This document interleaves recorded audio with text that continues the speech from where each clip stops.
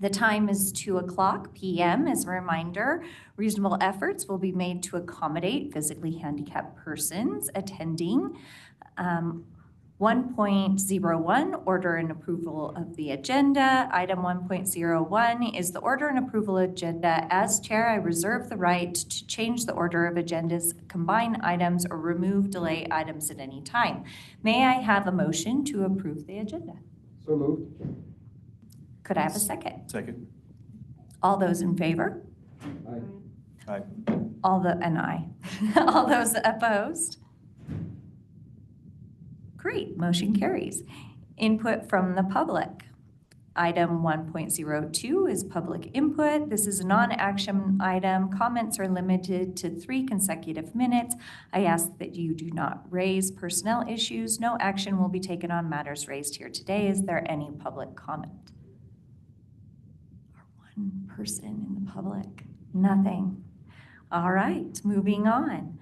We will now move on to section 2, discussion and action items. Item 2.01 is approval of the committee minutes for March 11th, 2026 meeting. Are there any corrections or edits to these minutes? All right, is there a motion to approve the minutes? So moved. I'll second. All in favor? Aye. Aye. Opposed? Minutes are approved. Item 2.02 is a non-action item regarding chronic absenteeism data. We will now review the attendance data by absence codes, and committee members, we can begin our discussion. Actually, I'd like to move the order of this discussion. And because we have Josh here now, I would like to move to item 2.04 to have discussion regarding infinite campus capabilities. So this was actually something that came up in our last meeting when we were like, well, could infinite campus do this or can it do that? And we were like, we need Josh Farmer, the infinite campus expert. So I've asked Josh to come here as a guest for us to answer any and all of the questions that he knows how to answer. So.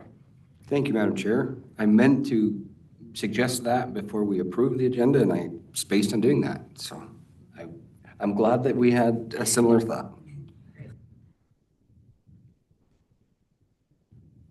So now it's just open. I know that we had questions last time about Infinite Campus. Does anybody want to start questions for attendance capabilities with Infinite Campus? So, Mr. Farmer, I'm going to just ask, and maybe this is a coding issue that our district staff or site staff can answer. In looking at the documentation attached to 2.02, there's a couple of things in here that I was just kind of surprised on. So, for example, emergency closure, EMG, we had a couple of schools that indicated that, but it was like only 1 or 2 students. So what happened to the rest of the school? I didn't know that. And I know that's not necessarily on your side, but within Infinite Campus, is there a directive as to when to use that code? So not within Infinite Campus, but we do have, I wouldn't say a document, but an understanding amongst our attendance staff that these codes are used in certain instances. So the EMG is hardly ever used, and if it is, it's at my direction. So it's most likely in that instance a coding issue. When you say coding issue, I apologize. When you say coding issue, you're saying a miscode from the site level or a coding issue within the system and it miscoded it internally? Maybe from the site issue, or Okay. from the site. Thank you. And within the system, what is the difference between a suspension out of school versus homebound receiving services? Could homebound receiving services be somebody with a broken leg that can't physically come to school, whereas suspension is clearly a suspension? Yes, so it could be homebound, it would be an instance where we have some kind of an education plan set up with a student where they are at home receiving instruction maybe once or twice a week from a district staff member. The staff member reaches out via, either virtually phone call or in person to meet with them and provide X number of instructional minutes per week or whatever their arrangement is. And so that's when that code would be used. Sorry, what was the other code? The other code was suspension out of school, which probably self-explanatory. Yeah. Okay. I think I only have one more. What are we classifying the difference as between exempt, missed instruction student on campus versus in-school suspension? So the EMI, the exempt missed instruction, is only used in instances where a student is on campus, but they've missed class for some reason. Maybe they were in the nurse's office the entire period, or they were in the office for some reason like that. The in-school suspension would be when a student has been suspended and is in a suspension room or wherever they house those students for the day. That's the difference in those codings. I appreciate it. And I was mistaken. I do have one more. Can you explain the differences between tardy unexcused, tardy excused, and truant? Again, excused, unexcused, probably self-explanatory, but what's the difference between that and truant? How are we defining that? Those I'm not entirely sure on the tardies. The truant becomes, so what ends up happening, I don't remember exactly what the number of days is. I think that it's after a certain number of days, an unexcused absence becomes a truant. So that's what that code is. I can also help out with that because that's becomes more of a disciplinary kind of issue. So with tardies, usually they are, student just late to class. And so they just get an unexcused tardy. It's just a tardy. And then sometimes they'll get an excused tardy because their parents say was late, they went to a doctor's appointment, and so the child comes to school late, so he's got an excuse, so it's tardy excused.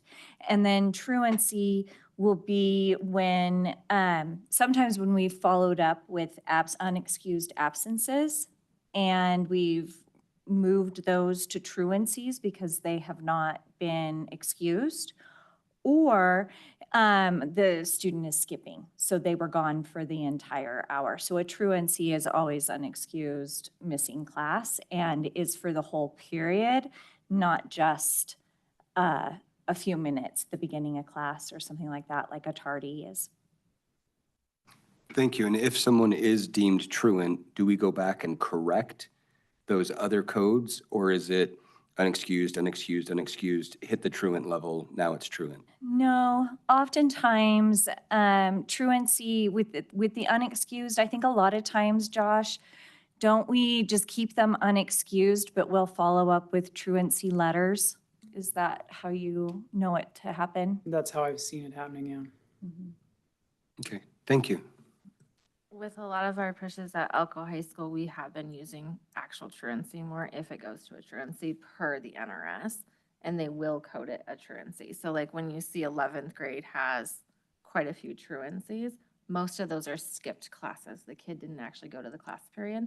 And so then it becomes that behavior truancy, and then it's usually followed up oftentimes with in-school suspension or whatever it is because of the truancy. So they may be in school suspended the next day because they were truant and it was a behavior issue. So then sometimes you get double, like their days are coded in when the truancy happened, and then you have a disciplinary action for like the next day or the following day of an in-school suspension too. So sometimes you got to follow up on the behavior logs of those, which are protected under FERPA, but we can look at how many behaviors are being recorded into IC, because we record all of our behaviors into IC as well, which we can pull up along attendance data, kind of. I mean, it's a harder look. So to that point then, are the attendance records, or I guess I should say, are certain behavior logs automatically linked to attendance records or vice versa? So again, I can only speak to what Elko High School as far as procedure does on this, But once the office marks it as a truancy, we know it's skipped or they're suspecting truancy, then it goes to one of our vice principals who then logs it as a behavior as well. And so then following the behavior matrix that the district uses, then they determine the appropriate behavior based on the truancy at the high school level. I don't know what happens at the elementary levels for those. Thank you.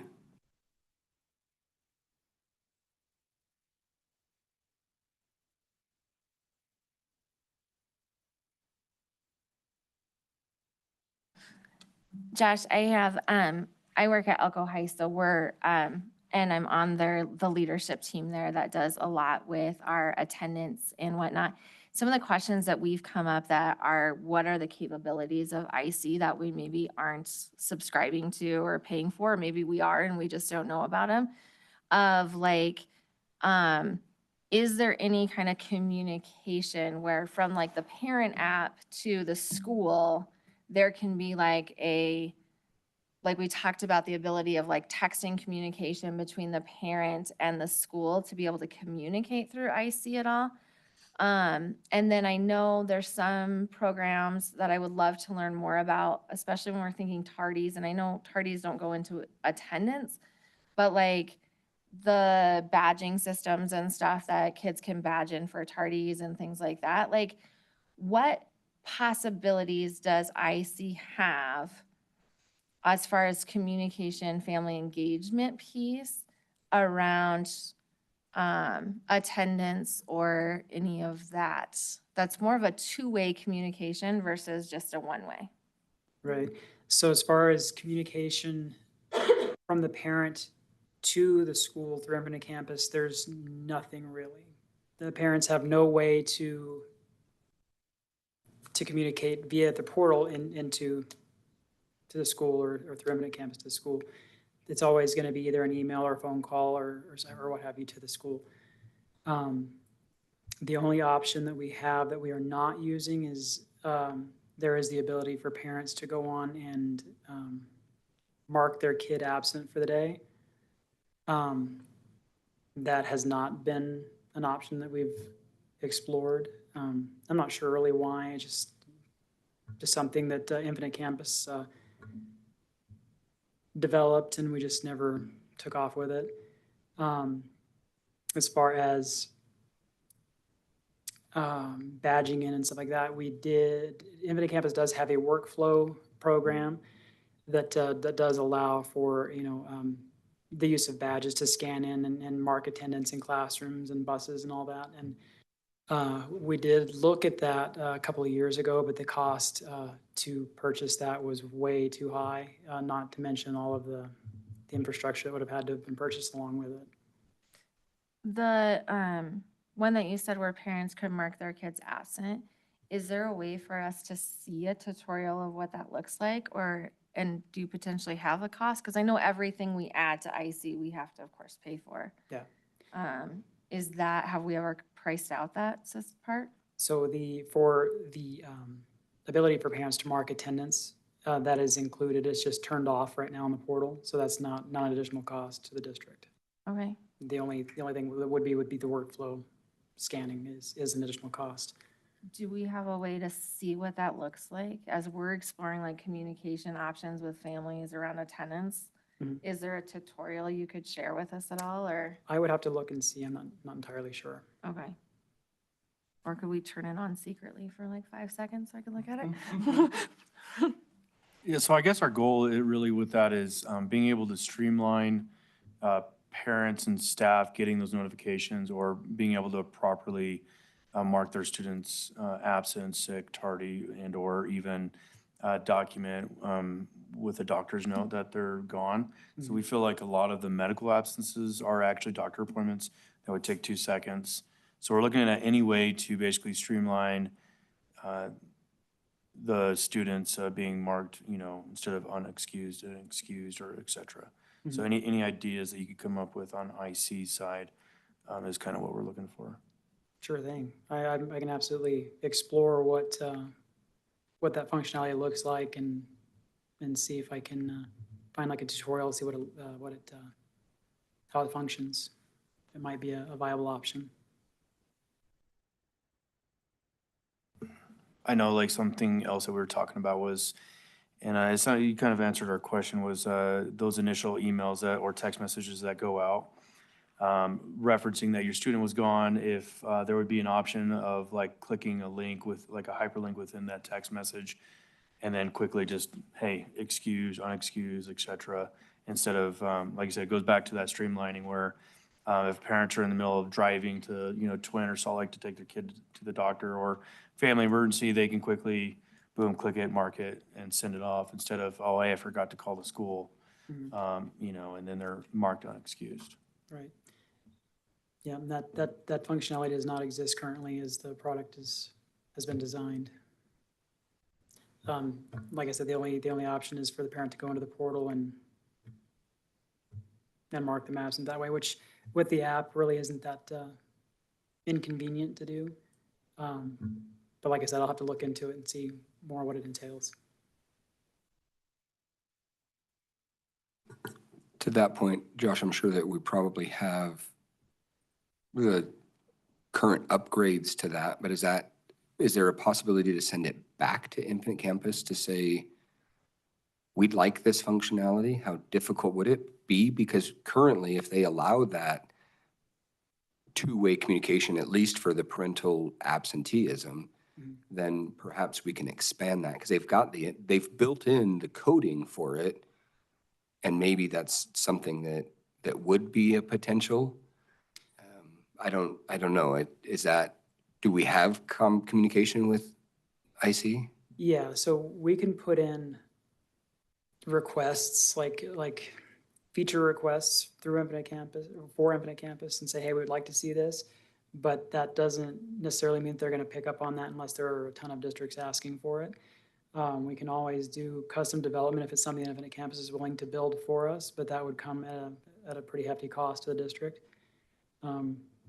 And the way funding is right now, I doubt that we would be able to do anything like that. But enhancement requests cost nothing to the district, but it's very unlikely that they would pick up on it. Mm-hmm.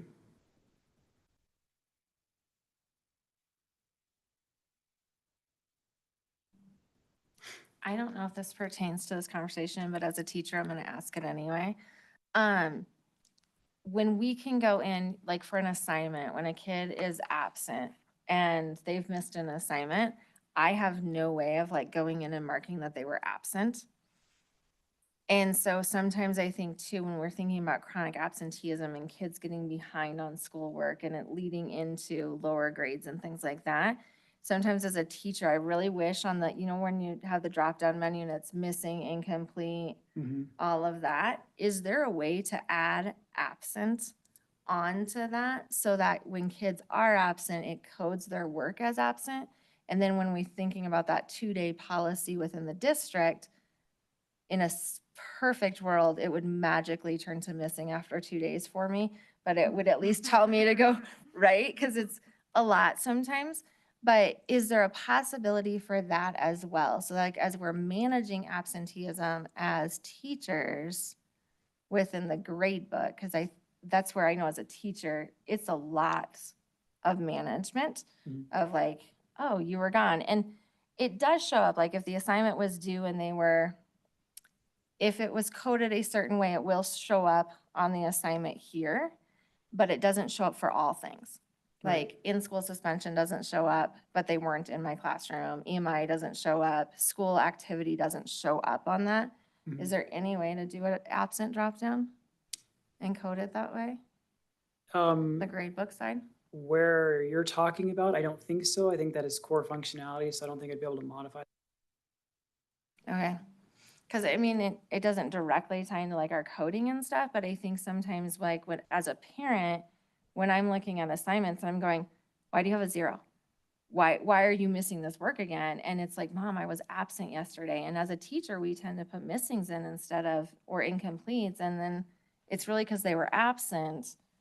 And so I think from a teacher lens, that would be a really good way to communicate better with families. Because even though that doesn't feel like communication, as parents, we see that when it's coded. So if you're willing to look in to see if that's a possibility, I Sure. think it would be helpful. Absolutely. And I think it would be helpful on the parent side too, at least the engaged parents, because there's a different, now, of course, I don't have anybody in school anymore for that purpose, but when I saw missing, my son's pretty honest, but if he, missed because he was absent or he left early or whatnot, oh yeah, it was missing because I forgot to turn it in versus it's absent. Hey, this is marked absent. You weren't absent. Talk to me about this. It may help with those engaged parents to be able to say, wait, where is this coming from? So yeah, if there's that functionality, I think it would help on both sides of the equation. Mhm. Thank you. I hate to add more things to your plate already, but in something I've noticed, like between the front office staff, when they are getting, say, a student that's missing a bunch, I don't know how that works for them, if it flags the student or gives them some sort of notification. I guess if it does, I know with my staff, the other SROs, they typically communicate really well with their student or with the front office staff and the staff of their schools. I guess those kids that are flagged or are, I guess, notified that they've been missing school or maybe there's an issue. If there isn't a system that flags a student, could we add that? And then if there was, is there a capability within Infinite Campus that could also notify that school's SRO to be able to communicate with the staff and then potentially find out what's going on with the parents? So that's something I'm gonna have to look into. I'm not sure. I do know that the notification portion will be part of that workflow that we do not subscribe to. So that would, without purchasing that product, we would not be able to do notifications. Notifications are pretty limited as far as internal. But I'm sure that there's probably a way that we could flag students who are, with a set number of absences, and if they're already chronically absent, if already reached the number of absences, we could possibly put in a flag for that. I'm not sure. I'll have to look into that as well. Yeah, I think that would be helpful because I feel like maybe at the middle school level and elementary school level, the front office staff, they have obviously smaller amount of students compared to, like, say, Elko High School and Spring Creek High School. So typically the front office staff is very quick about noticing if someone's gone for an unusual amount of time. But I imagine it would get much tougher when you got, double, triple the students at some of the bigger schools. And so I think just to make sure some of the students don't fall through the cracks, I'd love to see something like that. Obviously, depending on the budget and stuff like that, and then being able to get those notifications automatically sent to that school's SRO to be able to help. I mean, that's part of our job, is being a team with the school and being able to then see what's going on, because it could be something as simple as, grandma died or something. Right. That makes me wonder too, Josh, and again, this is ideal world, but is there any capabilities, because I was researching some other software programs that are like two-way communication with parents. And one of them, you're able to actually send attendance letters and stuff through that system. Does IC, because we can send out emails and the notifications, can we send because per the NRS, we send the 5-day letter, we send the 10-day letter, or the 8-day letter, whatever it is. Can we send those directly through IC and then have IC record that it's been sent? So for emails, it would not record. That would be a manual process Okay. that the person sending the letter would have to do. Anytime we generate letters that get mailed out, those are automatically recorded in a parent contact log. Okay. Parent contact. Because I know, in trying to understand all that our front office does, I know they have to pull those reports up for the 5-day letters, but it doesn't have these 10 kids already got them sent. So they go through and resent, as it builds. So I think that automatic notification of where they're at in the process, if there's anything that would allow for that, would be streamlined, would be really helpful. Yeah. Because I was researching these other programs that were two-way communication, and I'm just like, oh, you can do everything through this. Can IC do this? Could we link IC to something like this? And does IC work with other software programs? Several, yes, they Okay. do. Just depends on who the software vendors are. Okay, We have the capability to work with third-party vendors who support what's called one roster integrations. okay, And like Clever like, and, well, one roster is Infinite Campus's version of like Clever, where third parties can connect in and get roster data sent out to them automatically and fairly seamlessly. And we could also use something like Clever if Clever, if they would utilize the Clever platform as well. okay. This may be a question for Emily with a follow-up back to Josh. With us having quarterly true-ups from the Department of Ed or wherever we're getting our pupil-centered funding program from, when do they stop paying us for chronic absenteeism? Does that make sense? They don't. Attendance Oh. does not come into any, Enrollment. it's only enrollment. So as long Okay. as the student remains enrolled, it doesn't matter how much they're absent, we still receive the same PCFP dollar amount. Okay. I mean, that's good on one hand, kind of shoots a hole in what I was going to suggest you do, in that if that impacted financial bearing to the district, it may be good for you to still go through whatever channel you need to, Emily or CJ or whomever, to say, hey, this is the cost and this is what the attendance committee was asking for. It's X amount of dollars.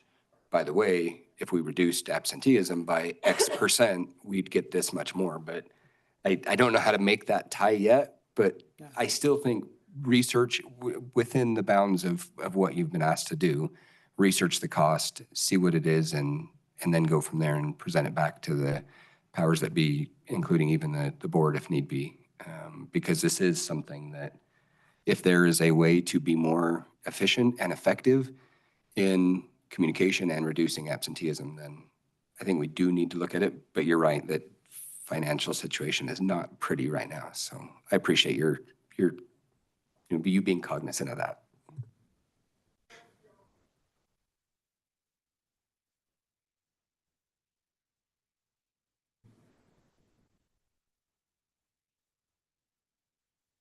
All right. Any other questions for Josh? Thank you so much. You're welcome. Appreciate that. So Josh, I know you are very busy. You're always welcome to stay as our one attendance person today, but if you, one person in attendance, but if you need to go, I understand. Thank you. Thank you. So let's backtrack here. Let's see. So we left off on, sorry, I lost my place. I think we So were just getting ready to do 2.02. Yeah, 2.02, non-action item regarding chronic absenteeism data. We will review the attendance data by absent code. And committee members, let's begin our discussion. If you want to take a look, it wasn't just really easy data that Josh pulled for us. I wish actually he'd stayed so I could thank him to his face for doing all of this for us, because every time we go, talk about data, it is Josh that's running those numbers for us. So a lot of gratitude toward him for all of the work he does. And so because of that, I said, let's just take a snapshot at elementary. Elementary is easier because they only have one class period. And then as we get into secondary, it will actually count attendance per period. And that becomes very confusing, I think, when we're just trying to get a snapshot. So I had him pull just 8th and 11th grades, so he could kind of see those two areas from middle school and high school, and just third period. So this is third period attendance for the 8th and 11th grade. And then you can see it's by code. So we have the code because there are so many different code descriptions. So you can see where our biggest numbers are. So I will just open it up for discussion. Madam Chair, can I ask, what is the time frame on this? Like, is it just first semester? Was it year-to-date on third hour, third period? It was year to date. Okay. Thank you for the clarification of time period of not only what are we, how long is this period, but also knowing that it's third hour, third period. That's a lot for the secondary. Wow. I guess this is probably just maybe more for me. I don't know that it's germane to for the committee to have to dig too deep into it, but it would also be interesting to me to see how consistent these are across periods. Are we missing specific periods? And then again, I would say maybe on the site level, the sites could dig down even deeper to say, are there specific subjects that are being skipped more than others? Because that, again, if that is counting towards our absenteeism, then trying to figure that out could be helpful as well. I think Josh answered most of my questions off of the report. But thank you for the clarification. I'll yield for now. As I looked at this the other day, now that I was thinking it was at least maybe a whole day's worth. So now that it's one period and I'm sitting here as a high school teacher and going, oh my goodness, what is happening during third period?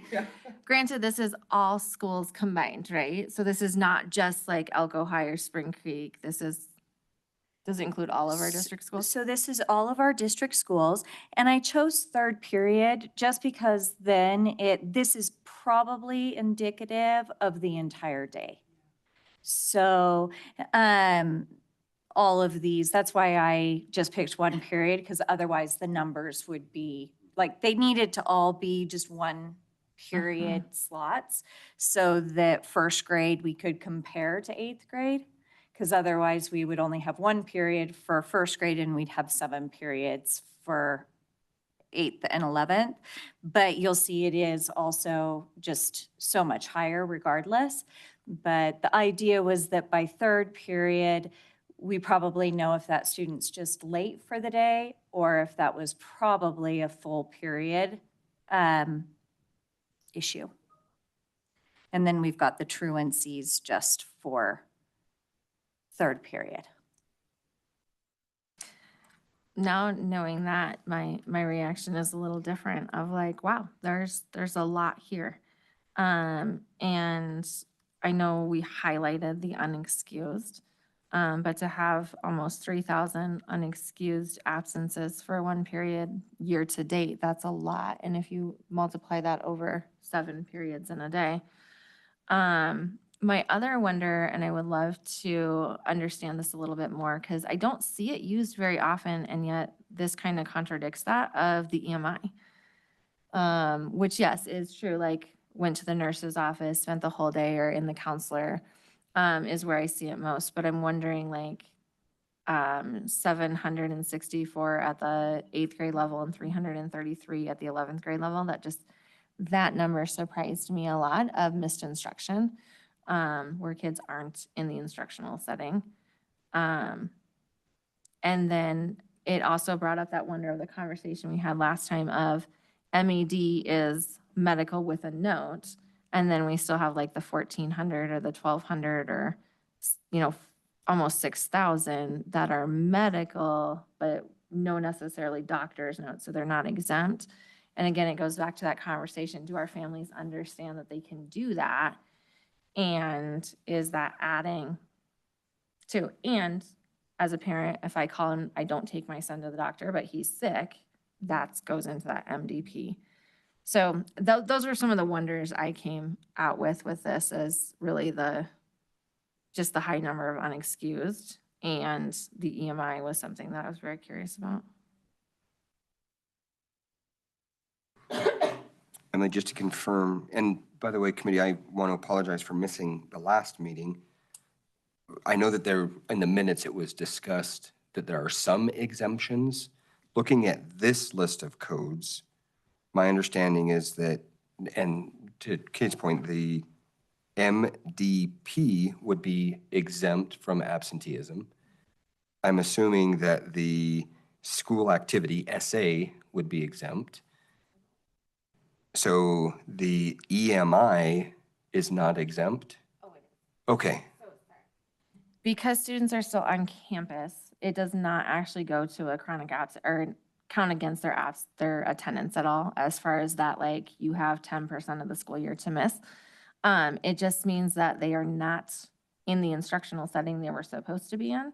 So we coded that they missed class that day, but they were still on campus somewhere and with an adult. I mean, that has to be put in. Usually it's the counselor or the nurse that does most of that I see as far as where I see it used.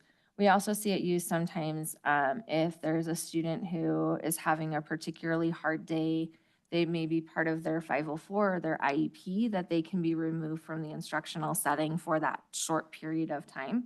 That will get coded as an EMI as well.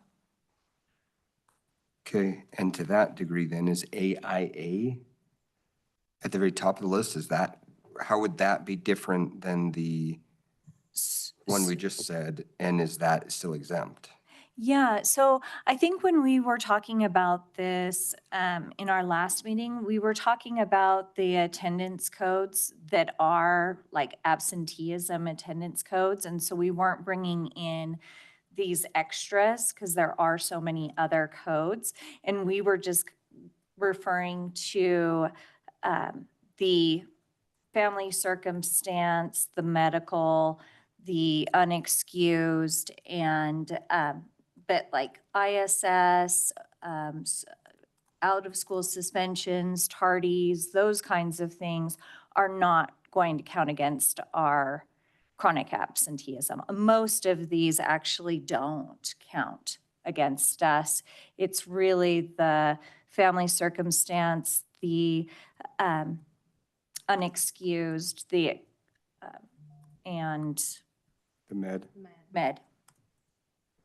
And that way we can kind of concentrate on those areas? Yeah, I think so. And we may want to decide whether or not we want to focus, you know, if we want to spend some of our time focusing on sort of the parent communication we've talked about quite a bit. And is that under the unexcused target? Kind of, because then we have kids that are just not showing up, and is that because of, you know, we can get to root causes of that?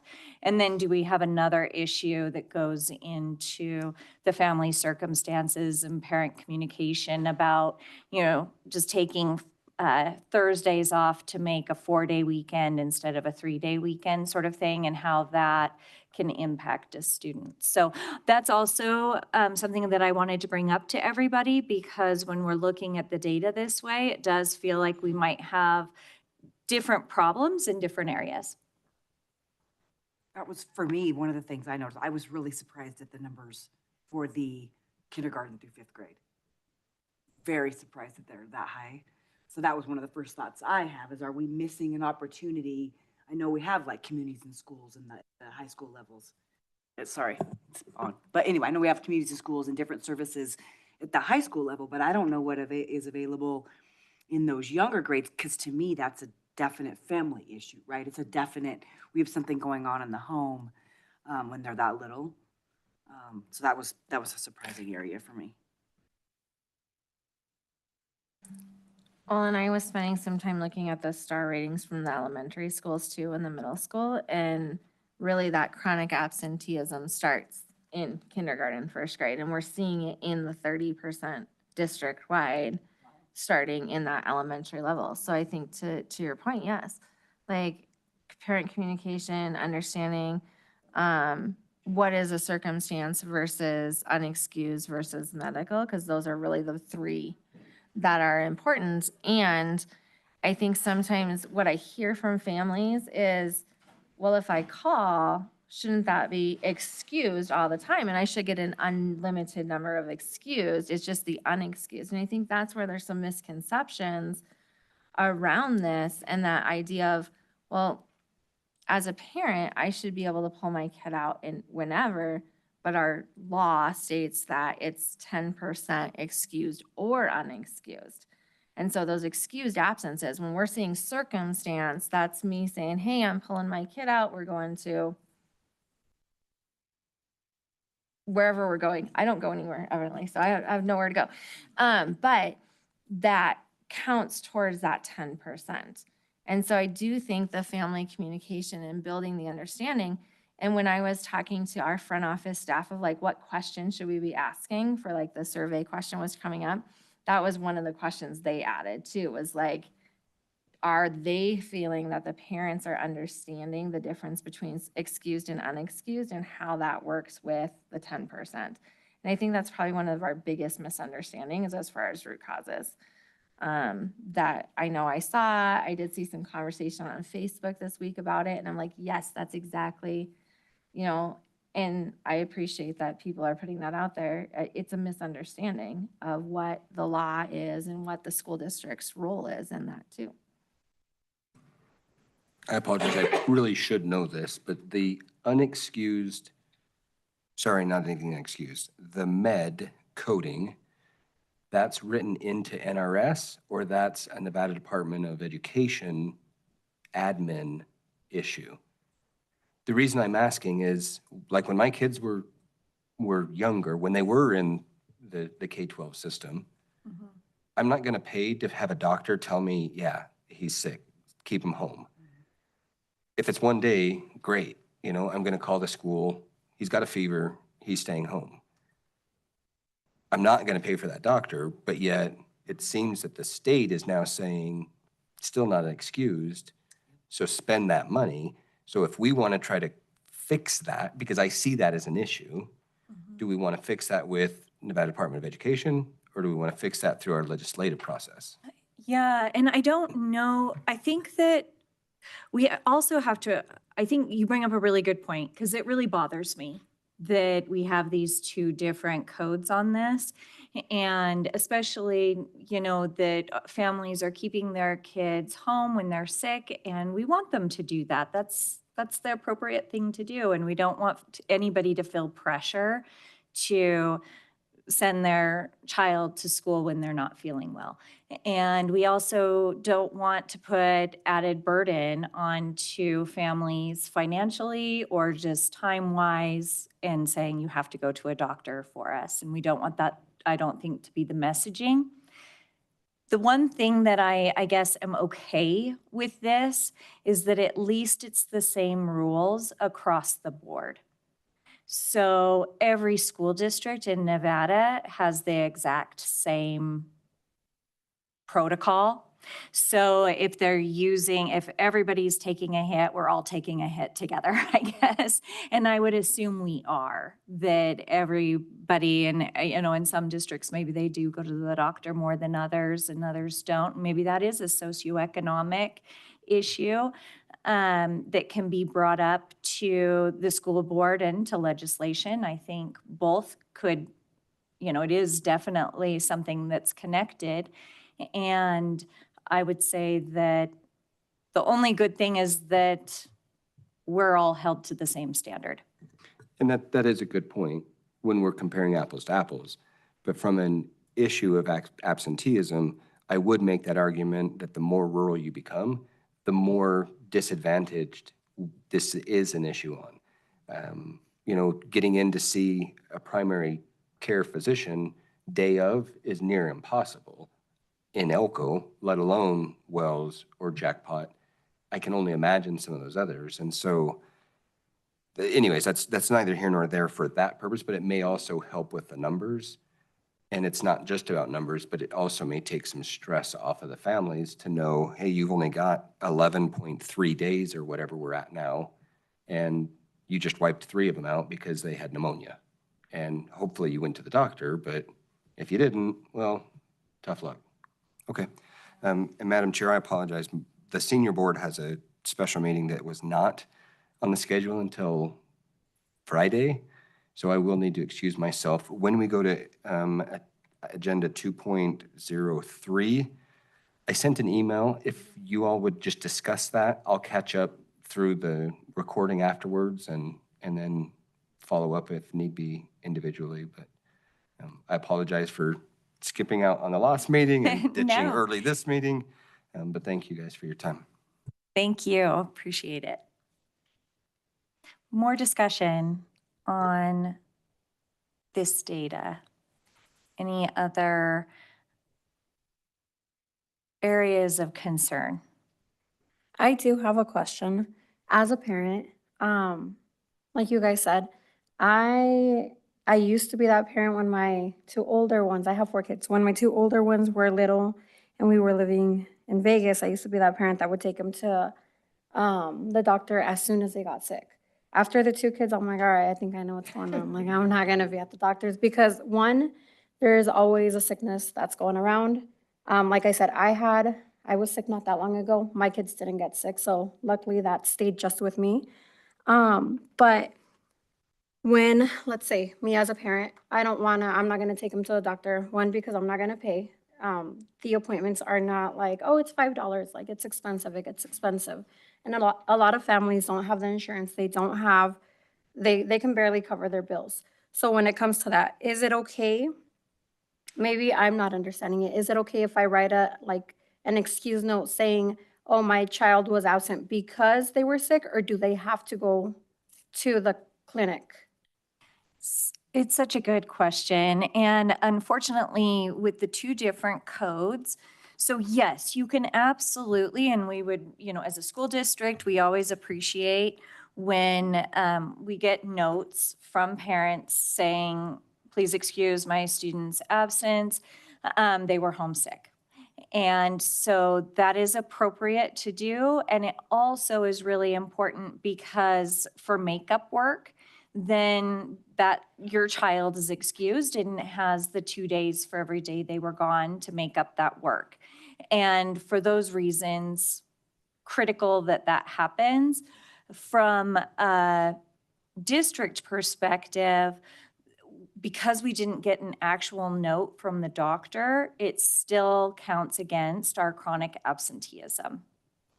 So unless we get the MDP, then it still counts against us. And that doesn't really affect families. And I guess that's why we're, concerned is like, do we need parents to understand this? Will it change behavior? Maybe not. I think it's, in my mind, the most important thing for me is the unexcused absences. Like those ones, those are just MIAs. We have no idea where that child was. We have no idea if the parent is aware of it. It becomes a follow-up issue with truancies. And so, yeah, there is some, communication that probably needs to happen with medical absences, but I'm worried about the unexcused kids. And that's a good point, because as I look at this more, you're right. I mean, if everybody's counting against it and it's not costing the district, then really an MED, at least we know what's going on. So then to that point, the CIR, the family circumstance, it says prearranged. If I'm on the way to Lagoon and I forgot to call in, but then at the end of the day, I get the message that says your kid missed, and then I call the next day, does that still go under CIR? Okay, so even though it's not prearranged with the school, it was a prearranged trip. Okay, and that doesn't matter whether it was actually prearranged or, hey, sorry, grandma passed, I need to go now. Okay, so all of that falls under CIR. Yeah, it does. Perfect. We used to do that. We used to have excused and then prearranged, and then we shifted that to just CIR. Perfect, okay. So then, yeah, I would agree that really for our purposes, I'd love to dig down deeper because I love numbers, but I think, yeah, the U's are really all we need to try to focus on right now, because that's what we don't know.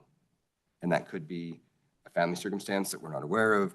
That could be, parents not being aware that their kids are gone. Okay, thank you. I'll excuse myself now and that you all took. Thank you. And the way I look at it too, from a, you know, like we all have jobs, right? Where we have probably what, 10 to 12 days a year, or however much we get for sick leave. That's your 10% of a school's sick leave. So kids have 14 days of sick leave or vacation time. Think of it that way. It's when they exceed that 14% that we deem them chronically absent. Now, we also have to, we try not to take all of our vacation time at once, right? We don't take the whole 14 days at once unless, of course, there's a big circumstance and we have to as employees.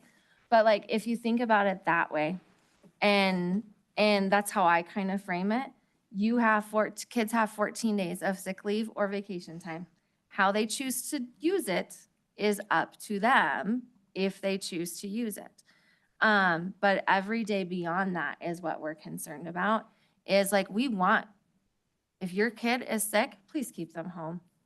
As much as I love them, I don't want to get sick either. And we don't want to spread it because then it hurts other kids. So that's part of that 14 days of sick leave. Whether it's excused or unexcused, you still get 14 days. And so that's kind of how I've always tried to frame it with kids too, of like, as that we're getting them ready for jobs and careers, we're like, you get sick leave and vacation time. Because they're always like, Ms. Parkin, can't you just go home if you don't want to be here? I'm like, no, like, we have parameters as employees that we have to follow. And so I think if we frame it that way too for families and kids, of thinking like, that's a career readiness skill too, that most employers expect.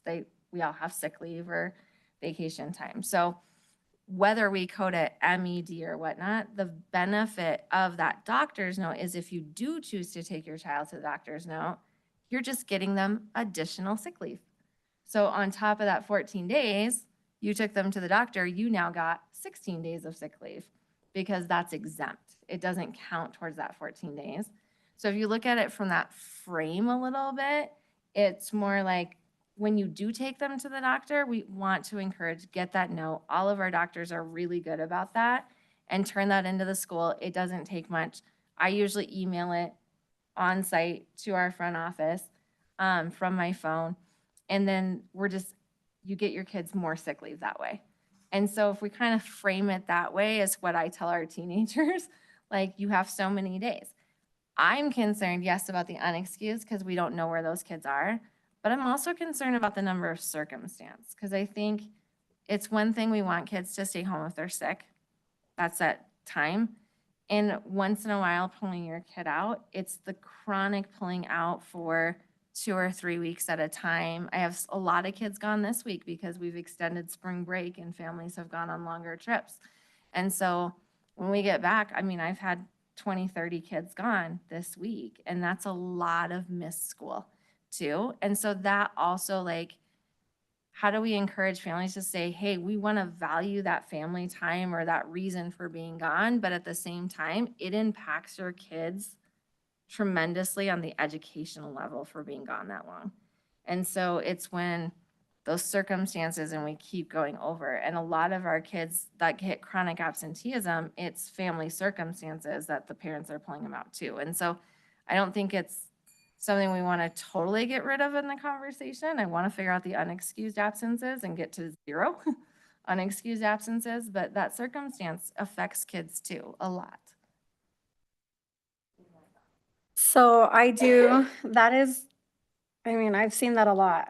I know a lot of people that are like, oh, we're going on a trip. And I'm like, dude, like, I barely let my kids miss out. I'm like, no way. But I mean, we all think different, you know? So I think that is a big one. But for the unexcused, have you guys ever done it to where, you know how when a kid is deficient in, like when the parent hasn't paid the lunch and a letter, I mean, a note goes out like every so often. Have you guys ever thought of sending, like, hey, you have so many unexcused absences, like, what's going on? Why do you guys have so many? Like, can we get a note for them? Or have you guys ever thought of something like that? Yeah, so I can tell you your kids don't have unexcused absences, which is great because yes. So you have, if any parent is signed up for Infinite Campus, then they're going to know immediately that their child was absent from school. So they should be told. And you should always follow up with that. Sometimes I'll see that my child was marked absent in one class period, and I'll just follow up and ask the teacher if my child skipped or maybe was tardy. And then they'll say, oh yeah, I think it was tardy. And then they'll change that for me. And so we'll get rid of some of that attendance. But then we do have mandatory times when we send out letters as soon as they've hit certain points. So we have IC sending messages home. And then our attendance secretaries do a really good job of calling as well. And our counselors will also make calls home when they see that somebody is chronically absent or nearing that threshold. Awesome. Thank you for that. And yeah, my kids, I think now that I went to parent teacher conferences, it was, one of them was always getting late to, I think it was 5th period. I was like, there is no way. I am dropping you off on time. You get on time, like to every single class. So I'm pretty strict on that. But thank you. 5th period is after lunch, that's I why. do think, like, you bring up a good point about the awareness of parents. So we live in a mining community where they get PTO. I think putting the word out there, because I, as a parent, knew some of these things, but nobody had ever said to me, this is how many days they could miss. So, I mean, I was just a parent that was, on my kids, so I didn't want them to miss any more than they had to. But I understand there's some fear of risk of, if I tell a parent you have 14, your kid has 14 days, they may take advantage of that, just like in the workforce. You tell them they got 14 days, right? They'll take their 14 days. But in the same token, if you don't know, then you can also take more than 14 days not realizing, right?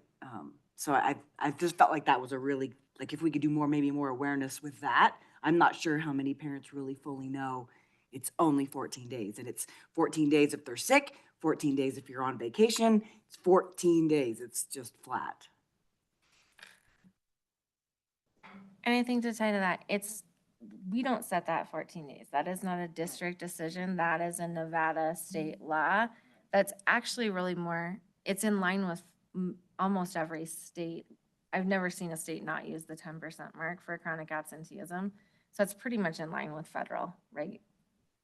I mean, it's all state laws, but it's consistent across federal. So I'm not a part of this committee, but I do have something to chime in. When you guys were talking about the medical absences, one of the things that you haven't talked about, but that I've been kind of sitting on for the last couple of meetings, is communicating that to the physicians. Because back in the day, when you would go to the doctor, they would ask you, like, do you need a note for school? Do you need a note for work? And now I have a 2-year-old that I take to the doctor biweekly because, just have everything.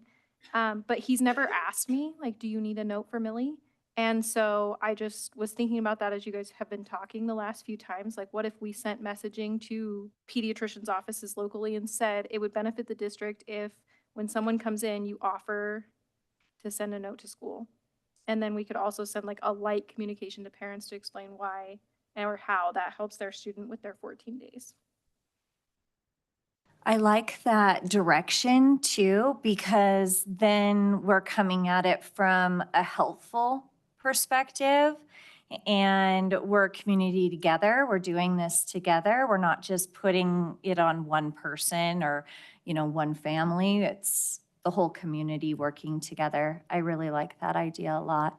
And I also like the idea of asking, seeing if there's a way that they can send the note directly to the school.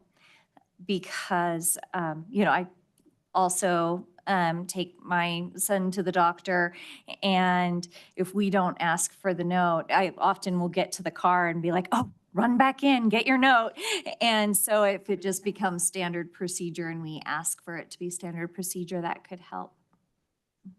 The only thing I can see with that potentially is maybe a HIPAA would be an issue, but, I don't know if that would be, some sort of form that we could generate that would, or maybe even just an email, a friendly email we send to the common doctor's offices that we say, or just say, hey, we do give you the right to email our, X school that we're gone.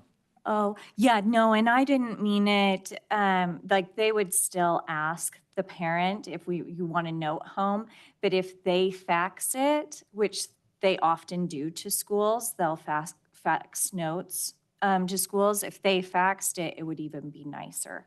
Because I've also had a child of my own who had the note in his hand and somehow lost it between the car and the office.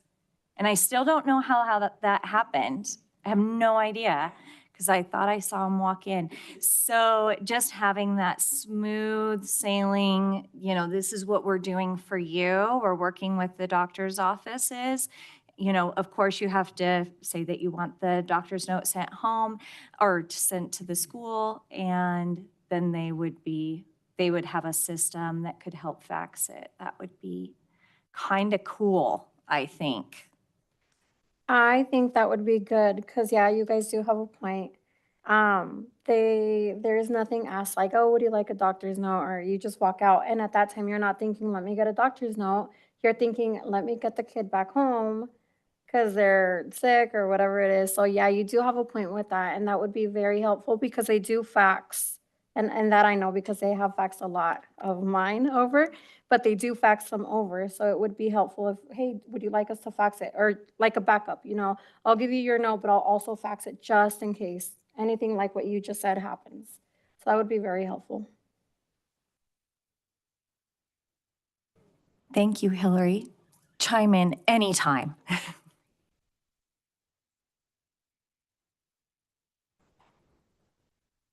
Would you guys like to move on to our next item?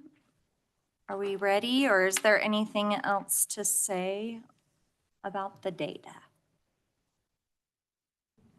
Ready to move on? Okay. So item 2.03 is for possible action regarding the survey for secretaries and registrars to gather feedback on student absences. You can find the draft attached to the school attendance survey for the front office staff. Do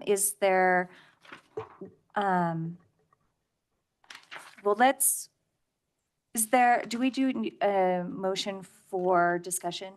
We just can go into discussion. Okay, so let's go into discussion, and then we can decide whether or not we want to have a motion to move forward with sending this survey for distribution across the district. Well, I'll start since I kind of created the rough draft, and we need to look at that as this is a rough draft, and I expect everyone to give feedback, and we can change or modify anything. And so I will admit, you guys, I have been trying to embrace some of the valuable tools of AI, and I did use AI to create most of this. And then I did sit down, and I just want to give a huge shout out to Elko High School's front office staff, because I had them just read through the questions from their lens and perspective of are these the right questions we should be asking? Are these good questions we should be asking? And they did add one question, but the rest of them were like, yeah, these are the questions. This is what we've been talking about with you, Katie. So I appreciated their feedback and input, and that does not, we want to make sure we're hearing from everyone on this. So we can go kind of question by question if we want, because I know not everyone has a device in front of them to see it if you printed it out. And then I can make any updated suggestions. I know there was some, Matt also had emailed me some questions around like language, and we can fix some of those things as well.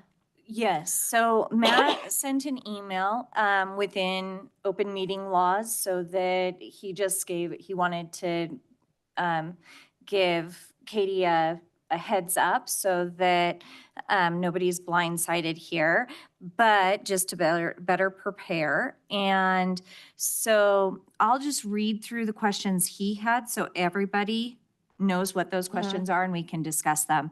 So he wondered why a name was required, why we were asking for a name. And so I'll just read through all of them first. Okay. And then why is length of service important? Would changing question 4 to rank order be more helpful, particularly across all sites? And why ask question 10? Can't that be determined through Infinite Campus? Can we separate question 11 into stressful and time-consuming?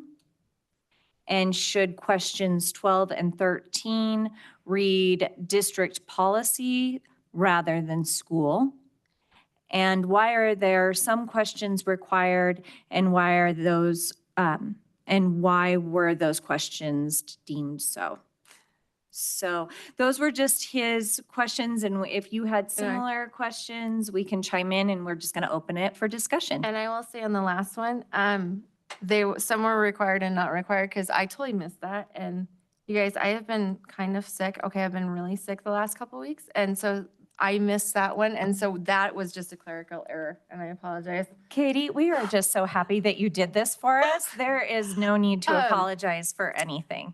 So one thing, and I thought about the name versus school. One thing we talked about, and I would love this to be kind of a discussion of, like this is not a gotcha or anything, but we talked about like the value of a conversation with these folks who are doing so much for our schools, but that's really kind of hard because we can't go to 40 some schools or however many we have. So my thought was name in school was more to follow up later of just like, that really is a good idea. You shared a good idea. I want to hear more, but who am I going to call? And so that was my thought on that. Like, this is not like a blind survey type thing, but we could also change that to, we can take it off. We could put the school, we could put whatever, but that was my thought on the having a name there is more just to follow up later of like, that's a good idea. I want to hear more, or we want to hear more. So we know who to follow up on. But again, it's whatever the team wants on that. I do think a school would be valuable because I realize I don't have school or grade levels available here. Or I could put grade levels. Thoughts? I do like some of Matt's suggestions. I think maybe instead of your name, we could even add it at the bottom. It's like, hey, may we contact you? If so, I like that. put your contact information on the bottom or who you are. I do like the idea of maybe doing what grade levels are you involved in or what school, however that way.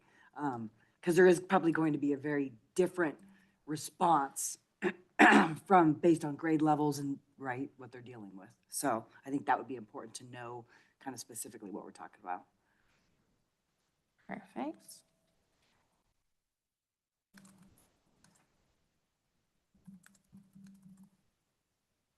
All right, I'm just adding this right as you guys go through it because we have K5. So Okay, don't 4. worry about adding it Okay, right now just take notes. because what we'll do is we'll discuss and then we can make a motion, and in our motion, we will decide what things Okay. we want to change. Perfect. Does that sound good? It will, and I will take good notes then. I got it. Just Amazing. moving through, Okay. like the number 3 is how many years? Just some discussion on, do we need that question? What are we hoping to gain from how many years have you served there? Yeah, that's a good question. And when this came up, that was one of those AI generated questions that came through here. And I was like, I wouldn't have thought to ask that. And we don't need it. And it was one of those, like, maybe that does value. If you've been at this job for 15 years, maybe it's easier or less or training or things like that too. I don't know. I don't know. But again, team decision. keep it ICSNA. I think in education, we're used to being asked that question as educators. Mhm. So I can see, but I don't want it to be a turnoff to the attendance secretaries, like we're valuing their opinion more or less based on how much how many years they have in the school district. For the purpose of this, I don't, and I think there's value in the question inherently, but for the purpose of this survey, I'm not sure what it would give us. Because again, Yeah. there is a perception that we're gonna weight the person who responds who has more than 15 years, we're gonna weight their responses as more valuable. I don't know that I wanna do that, so that to me is like, I don't know that we need the question. All right, so I think that's one of those changes we could probably say to ICSNA, the question. Is ICSNA official terminology? I think so. Okay. All right, also on my screen, the questions aren't numbered, so I hope we have like a. Oh, thank you. So if we look at number 4, this is the most common reasons families provide when calling in a student absent. And Matt had wondered if we should rank order, if we could ask them to put their responses in rank order, and if that would be more helpful. Yeah, I could definitely see that. And so for those of you who can't see, this has a little bit more than just our codes on it. It's like child is sick, medical dental appointment, family trip, vacation, personal mental health day, unknown vague reasons, transportation issues, religious observance, bereavement or funeral, and then other. And I think this is getting down to like, why are kids missing school? A little bit more than just our codes tell us. So I could see a rank order here. I agree with that with ranking them could be valuable. And I think some of the categories too, maybe we talked about the family circumstances. I believe it's coded at like CIR. Breaking down like what is the specific reason that we're looking at, if that makes sense. Yeah, so like family trip is CIR, personal mental health day would actually be CIR, transportation would be CIR, religious observance would be CIR, right? No. Oh, no, there is a code for that. Sorry. There is a code for religious holidays. Mm-hmm. Do we But wanna- yeah, so going back, what was your question on that, Brett? I guess just under the stats for the student absentee, it was a CIR, and that's a very like catch-all. And so basically like targeting some of those questions and however we format it into a, what is those vague reasons we're hearing, or what are those random reasons we're hearing? Because some of these, like if the child is sick, well, then that's gonna go under medical absence. I would imagine that bereavement or funeral would maybe go under medical or something, I don't know. Circumstance. It would be circumstance, okay. Things like that, so we can kind of understand, hey, are they really just, they have family trips that are planned, is it, X or Y reason, so. So let me make sure I'm hearing this correctly, because I think I'm in agreement with you, is that we put this into rank order. We ask them to rank these, and maybe we just ask them to rank the top 5, or, we don't have to have them just put everything down. But I think what I'm hearing is that we attach it in these questions to the attendance category. So we would say like MED child is sick or MDP child is sick, and have them rank like according to, so we know when they say child is sick, was it with a doctor's note or was it without a doctor's note? Is that what you mean? I'm not sure.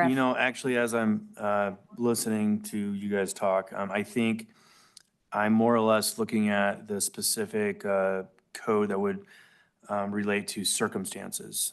Do we need to have a structure, the question I believe is number 4, into finding the reason that a absence would be marked as family circumstances rather than a catch-all like, hey, what's the general reason you here, whether it's sick, doctors know, et cetera.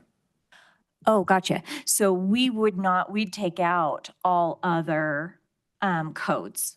We would only focus on family circumstance. Is that what you mean? For them to rank? Yes, because I think based on that question, it would, like you said, there's codes for everything else. And so really, I feel like the two big ones that we've talked about today was the unexcused and the family circumstances. Because I feel like even the family circumstances, which was a large number in the data, I think sometimes maybe the parents, they're in a rush or whatever, like as a parent myself, I have two younger ones. I understand it's like sometimes it's chaotic. You got baby screaming in the background and you're like, hey, they're going to miss by, something. So, and they may mark it as a circumstance when it very well could be a medical that was just maybe categorized. I'm just looking ahead at the next question, because the next question talks about how often do families volunteer detailed, specific information regarding the reason for absence. I think that's kind of what you guys are talking about, would maybe be captured underneath that question as a follow-up to number 4. Yeah, I think so too. But what do you guys think? Should we change all that apply for them to rank and keep those so that we just take out the medical issues, since we know that that's kind of in a separate category and we want to dial in on family circumstance? What do you guys think?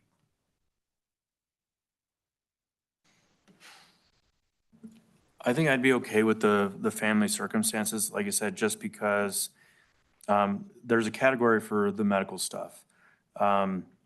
And then I guess if we had to, then we could always create an additional question for how many times are, basically you calling in your kid's sick when we could have gotten a doctor no, et cetera. Because I know I've been guilty of that with my kids, of just not asking the doctor and kind of like exactly what you guys described. Halfway back to Elko or wherever, and you realize you didn't get a doctor no.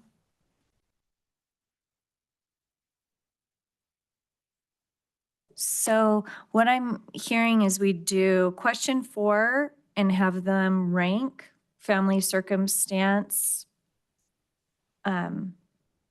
categories, and then they have a place for other there, so they could add any that we don't come up with. And then we would add another question that would target, I don't know how we would word this. Do we want to ask the secretaries if they often ask for doctor, were you able to get a doctor's note? Or how do we word that, you guys? In another question that then tackles the difference between the MED and the other. And I do know that we have gone a little longer than we usually do. So if you do need to skip out at any time, please know that you're allowed to.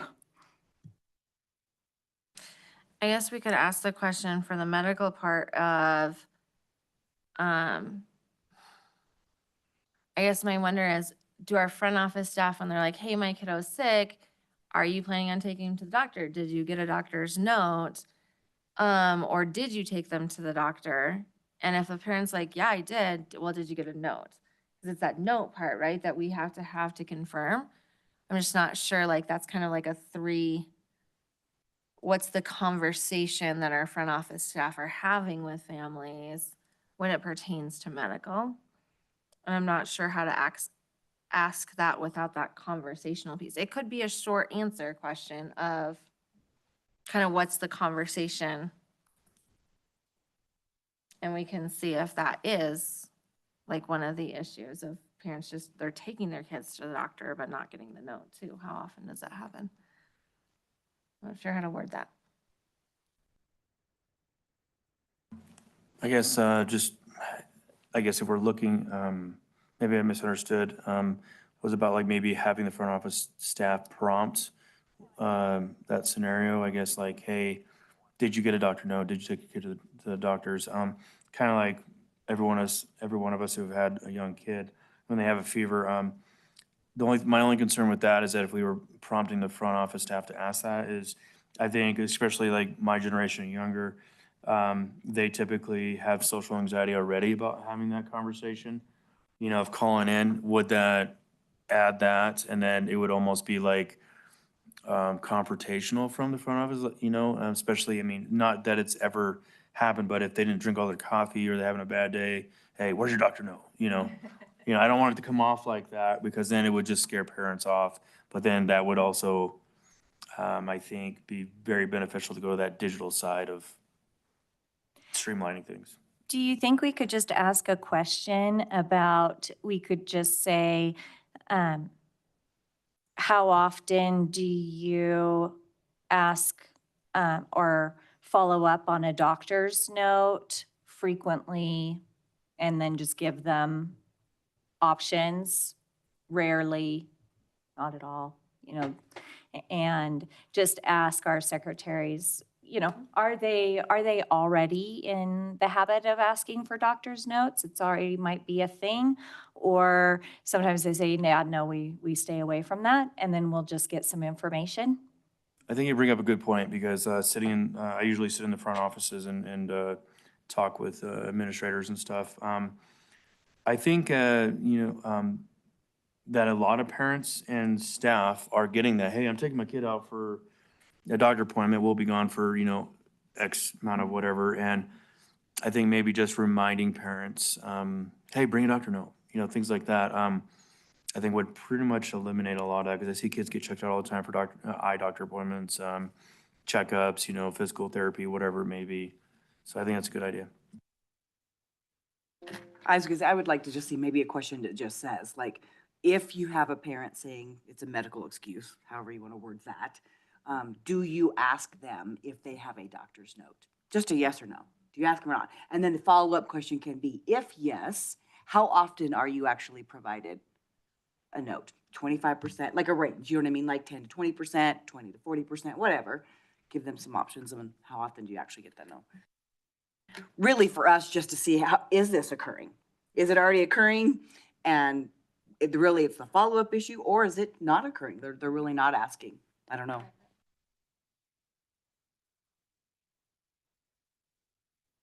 I like it. Me too. I think that gets to where we're trying to go. So we have notes on adding those. All right, the next question was, how often do families volunteer detailed specific information regarding the reason for absence? And then it's an always, often, sometimes, rarely, never, almost never. Was there any feedback from Matt on that question? Okay. We're good on that one? Oh, that one was easy. All right, the next question was, how willing do you perceive most families are to share sensitive personal family information that might be contributing to chronic absences? Examples: housing instability, behavioral issues, family illness, and it's on a rating scale of very unwilling to very willing. And that was kind of getting to our question that we're our wonder of, are families sharing? And is that potentially why we have some of the unexcused, that families aren't willing to share and therefore it stays unexcused? Okay, that one is easy. All right, this is please indicate how helpful the following methods are for obtaining clear attendance information from families. Phone call, follow-up. I love how it cuts it off on my screen so I can't actually see it. And these are helpful, not helpful, slightly, moderately, very, or extremely. Automated attendance calls, written notes, or in-person communication, walk-ins. So kind of how often how are we hearing from families? And are they helpful for our front office staff? Looks good to me. Okay. All right, the next one was. Just sorry, Oh, real quick no, on that one. Do we want it, I don't know how specific, but we have kind of written note, but to me, like an email? Because for me personally, that's what I used to do, would just written note email. sent. The automated attendance. Oh, it does say Call, call, text, or text, email. email. But I didn't know if that was going out. versus coming in from a parent, if that makes sense. Like, I'm just interpreting it. I didn't know how that was met. Like, you know, my way of communicating in when my kid was sick was an email to front office Yeah. staff, not a phone call or whatever. And I think it's for obtaining clear attendance information from families. Okay. So that, yeah. I don't know if automated is the right word there, though. Maybe it needs to just be attendance, call, text, or email. Okay. Yeah, the automated, I think, is what.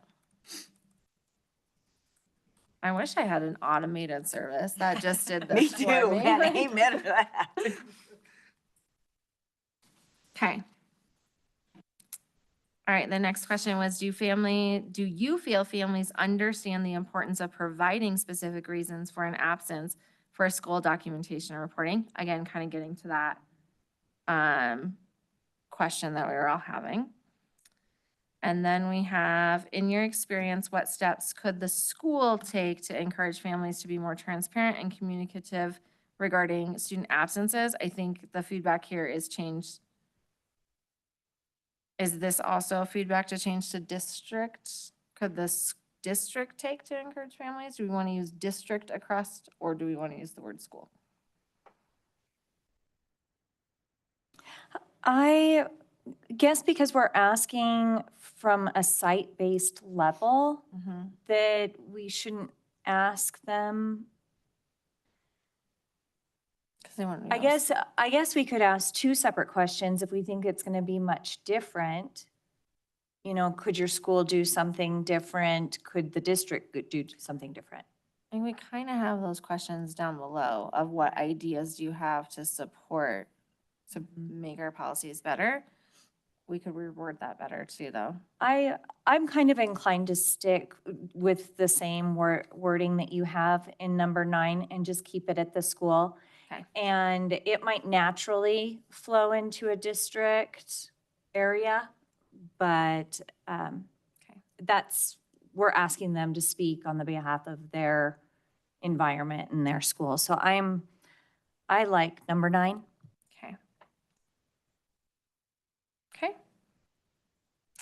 All right, the next one was on an average school day, what is the approximate number of individual student absence reports you process?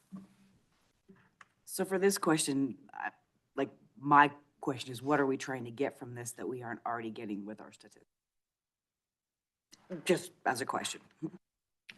I think just from sitting up front at the various schools is I see how much time is committed from our front office staffs at the various schools, just fielding phone calls, text messages, or whatever process of excusing absences. And so I think to me that would be beneficial data to have, because then it would only I guess, justify maybe getting some sort of extra program in a budget to basically streamline the thing, is because we could say, hey, they're committing, 4 to 8 man hours between the, 1 to 3 front office staff every single day, that they could be doing something else.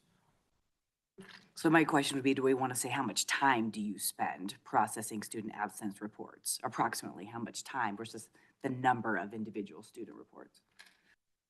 Can we ask both? Can we do what is the approximate number of individual student absence reports you process, and on average, how much time? Because it's a short answer question. And on average, how much of your day is dedicated to this or whatever? I think it's better to have more data than not. So I think it's awesome all the way around. What question number is that? 10, okay. So Matt also had that question on why we would keep number 10 and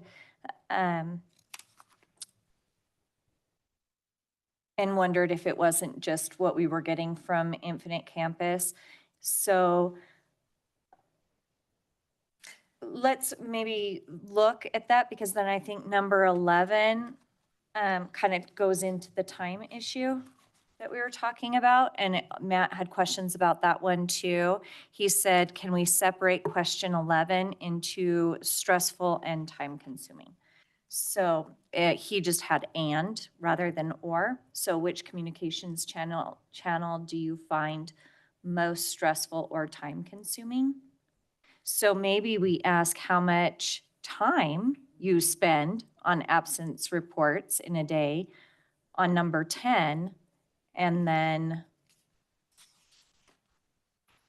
Because I'd like to see it further broken down, like how much time are you spending on phone calls? How much time are you spending on written emails, right? Like how much time, truly, there's valuable information in each of those. I'm guessing the written notes and emails take a lot longer. yeah. Yeah, so maybe number 10, we could just say what's the average time? Because that isn't data that we have from Infinite Campus. And then we can kind of break out number 11. Does that work for you guys? Mhm. Okay. Okay.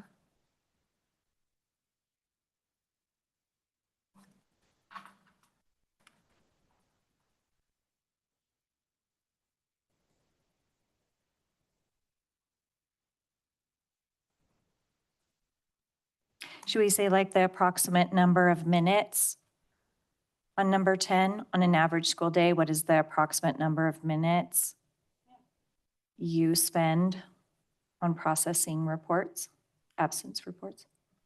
Okay.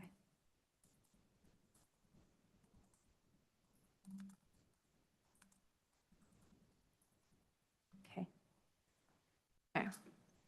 And then I have that kind of in there twice right now, just to time place me. All right, good conversations. How would you rate the effectiveness of current? Let's go Oh. back to 11. Okay, So which communication channel do you find most stressful or time-consuming for processing absence reports? So phone calls, written notes and emails, in-person walk-ins, automated. Do we have automated? Like, is that confusing again? I think so, because we're asking if they're spending the time, if it was automated, it wouldn't need to be any of their time. And I don't know if we receive automated We do. responses from families. we don't receive them, but they send them. So it goes out. I'm wondering, and maybe we just reword this, but oftentimes, like, you have your daily phone calls, right, that the parents are just calling in because they know. You have your written notes and emails, you have your in-person walk-ins. I watched all of this happen today. And then I'm wondering, because it's the automated system response follow-up, when those calls go out 6th hour, all of a sudden they get this influx of parents calling. Okay, I see what you're saying now. And that is their follow-up time. And so I'm wondering too, like, we get the automated calls, right? As parents, hey, your kid was marked absent this hour. And I'm like, oh, I forgot to call or Can whatnot. we- And then that's the follow-up Now, system. I just didn't read that Mhm. same way, so maybe we could just say, Follow-up from. after automated system, parent follow-ups or something. Something that just says that, because I was thinking only in terms of the kind of communication that parents turn in their notes. Mhm. And this, I think I would just like word it so that it explains what you just said. Yeah, because Okay. I think that's a really stressful time of day. Mm-hmm. And Yeah. again, I'm putting thoughts in our front office staff, but You No, know, they can change that. they can. Yes, they can. I was gonna just say maybe a follow-up after absence notification. Follow-up after automated system calls go out. Yeah. How about that? You said that made me think that. Okay. I think they'll know what that means. Mm-hmm. I also want to advocate for Matt's point about that sometimes things are stressful and sometimes things are time consuming and that those are separate. So I think we will separate that into 2 questions. And so which communication channel do you find most stressful processing absent reports? And then which communication channel do you find most time consuming? Because I agree, as we're thinking about what's our IC stuff, like, why are we talking about other things too? That two-way communication piece. Does that get to that? If we just separated out, kept the same wording on both? Mhm. I also wonder if we need to add an other, if there's something that we're missing, because do we add just an other where they have a chance to fill that in?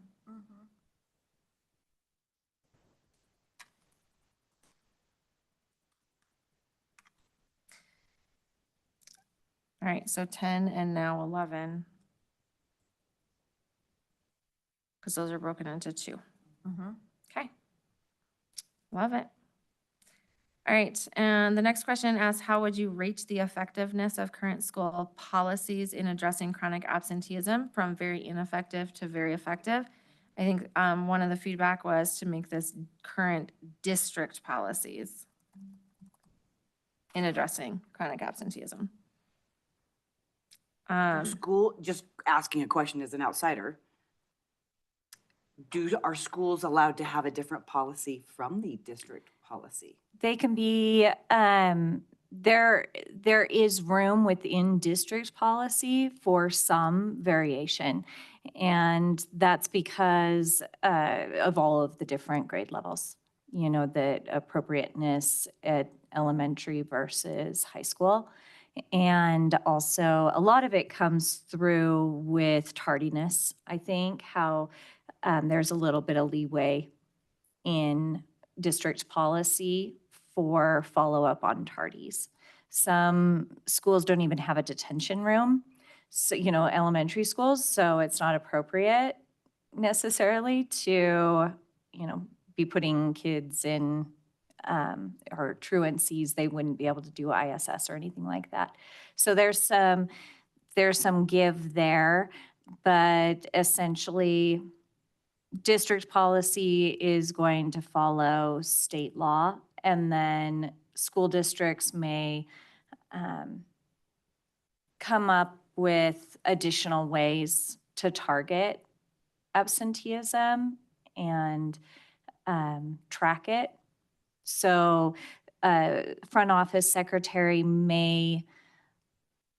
we may be able to change this and just get away from the word policy and go to procedures. I like that. Because the school district secretary may not have even read, or they might not be as, like, that might not be their world of reading the school policy. So if we just keep it to procedures, that. I like that. I like that for 12 and 13 because changing both of them to procedures. If we notice that, I don't know, Waihe Elementary School seems to have a policy or a procedure that's working really well, and then we have another elementary school that doesn't, we might look at it, right? Like, oh, maybe this is when we want to follow. So I like identifying which schools do they think it's effective at. Okay. All right, so then the feedback is we word it to how would you rate the effectiveness of current district procedures in addressing chronic absenteeism? I think we're going to keep it school, Okay, because again, we're keeping school, okay. with, yeah. Yes, okay, I like that. And then school procedures here. Sorry, I know we said we had to change this later and I can't get away from just making the changes. No, I I'm think I sorry. didn't know we were going to have so many, so I think it's good. I just got to thinking that. I'm And some like, of them were a little complicated, so I it's easier know, to just do it right away, it's guys. just as well. All right, and then that last question was, what suggestions do you have for the school? Or maybe we should put, what suggestions do you have for the team that would help support our goal of lowering chronic absenteeism and increasing daily average daily attendance? So that's kind of that, just, you guys are the front lines of this. What ideas do you have? I think it's a good question. And then one question that was suggested by Elko High School front office staff, which I think kind of gets to our coding issues and our understanding from parents. They suggested we add the question, do parents know the difference between an excused and unexcused or exempt absence. Like, are they finding that parents are understanding the differences between that? So that was a question that they suggested we add. So I'd love your guys' feedback on that. I'll be honest with you, up until this year, I thought I was good if I just called in. So I didn't realize that there was different categories. I think just based on the responses of this committee, we know that they don't. So it's not necessarily a needed question. We know that's a root cause. Yeah, I agree. I think we know that parents don't understand as a general rule. Right, I agree on that one too, so. Okay. So we'll take the question off and we'll just leave that as we know that's one of our root causes of a lot of this. Perfect. All right, and then I added per the feedback, instead of a name, I added at the end, may we contact you? If so, please add name and contact information. I think also, it's also just whether or not you're collecting emails. So on the form, when you set up the form, I did not set up those yet because I wanted to. so you'll have that opportunity. And Settings. you can either set up your Google form so that it collects their email, or you can set it up so it doesn't. And so it may just be a moot point. You could just collect emails, and that's pretty standard. Mhm. And then we would also know, because I think we do need to know, I mean, they're going to put the school in there and everything, but we might get a couple of people replying to Elko High School. And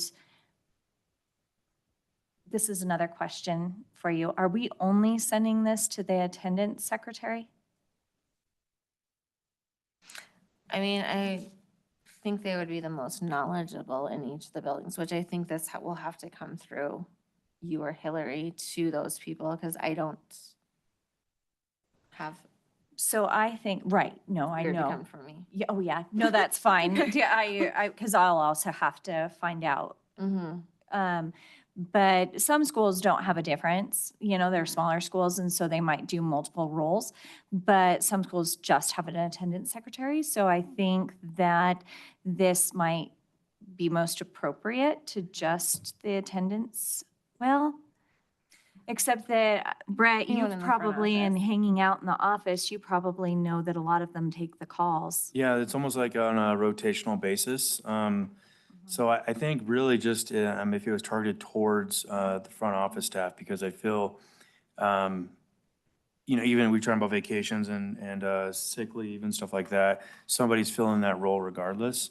And then, like I said, on top of that, it's especially in the morning or after the notification goes out, anyone that has a free ear is answering a phone call, including administrators, filling those phone calls about absences.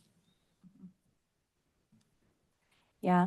So, okay, we'll send it to all front staff, and then you might just put in there that it will collect their email automatically, and then we can do an additional question that says, would you be interested in providing more feedback if we reached out to you or if we contacted you?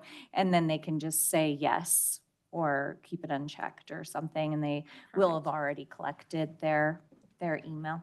I will say I will advocate for not collecting the email, just because I want them to give us their unfiltered opinions without any anxieties that this would get out in another way. So they want to just tell us how they really feel. I'd rather have them tell us that, because some of the feedback that I've gotten from the various schools in the district that I visited this last week or two is that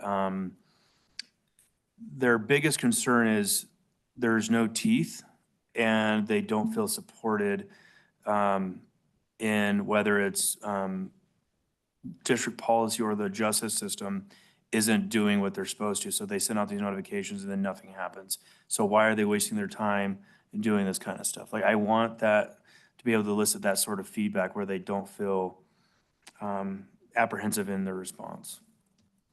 Very good point. So we could just not collect and then at the end, say if you would like to be contacted. Give or- us your feedback. Yeah, yeah. I'll just leave that how I have it worded now, which is just may we contact you. If so, please add name and contact information. I did not make that a required question. And then no email addresses collected. I guess my other question is, are we missing anything on here that we're not asking about that we need to add? And I would say, just go back to what I said is, are you feeling supported by the school district with the current standards of reporting absentee or excusing absences, like say after 72 hours or whatever it is? And then, maybe either in that same question or a secondary question is, where do you feel the ball is being dropped in reporting truancies or enforcing this unexcused stuff? Because like I was saying earlier, they'll fill out their second one, and I know even for my own team as SROs, is they get those truancy letters, and now they go to deliver them, and the parents know, I just don't have to open the door, and there will be no consequences behind this. So where, I guess, is the ball being dropped as far as enforcing some of this?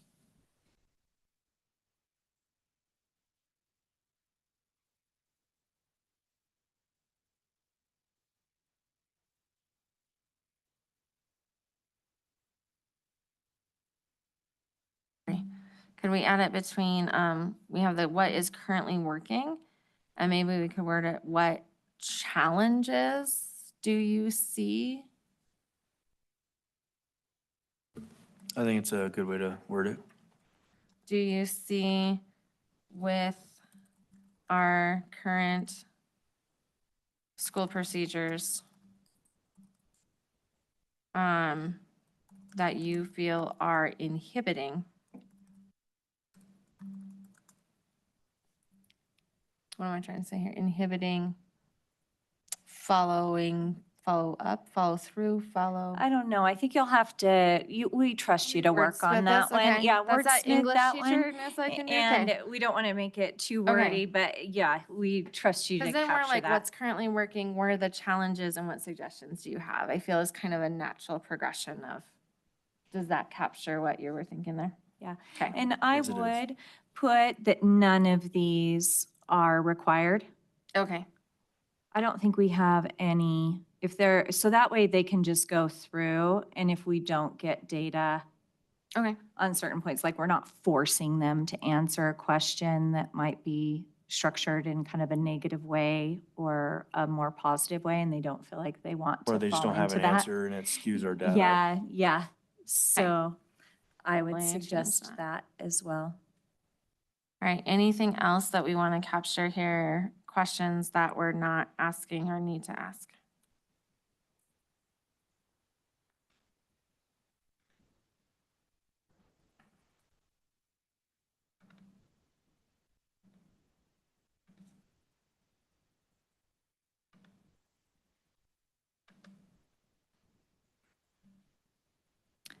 Okay, so I am going to need a motion on this item.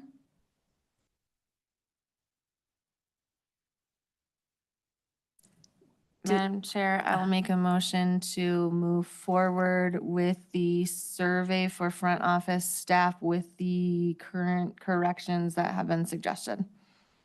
I will second. All those in favor? Aye. Aye. Aye. Any opposed? Motion carries. All right, meeting closing, input from the public. We are now at 3.01, our second period for public comment. Again, comments are limited to 3 minutes. No action may be taken on these items raised. Is there any public comment? Seeing none, we will move on to adjournment. This is the final item, 4.01. This is a non-action item. The meeting is adjourned. This was our longest one. Thank you, everybody. Appreciate our Very time. productive, thank you. Yeah, thank you. It was productive. Do we have any viewers on internet with questions?